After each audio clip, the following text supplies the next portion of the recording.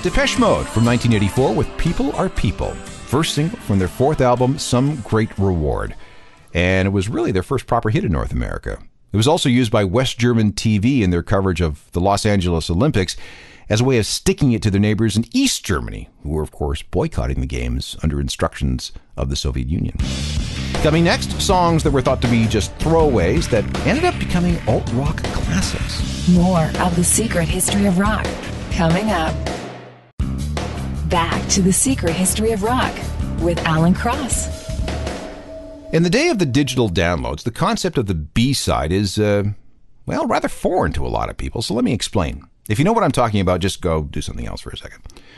Old school 7-inch vinyl records, singles, have two sides, of course. The main track, the single, the popular song, is on one side, which is side 1 or the A-side. Side 2 is some kind of filler, an album track, or some other recording used to basically just take up space. If we're talking about 12-inch singles, there might be 2 tracks on the B-side.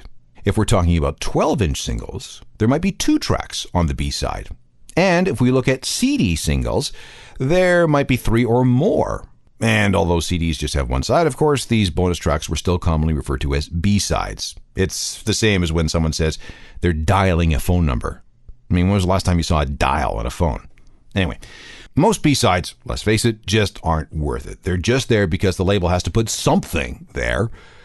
But occasionally, very occasionally, these songs have risen up to become hits themselves, much to the surprise of the band, their management, and their label.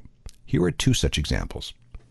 When the Smiths released a single called William, It Was Really Nothing in 1984, their label, Rough Trade, issued it as a 12-inch, which was popular at the time. There was enough room on the other side to feature 2 B-sides. The first was Please, Please, Please Let Me Get What I Want, a song that would later become one of the Smiths' better-known songs. But it was the second B-side, a total throwaway, the song at the very back of this record, that was an even bigger surprise.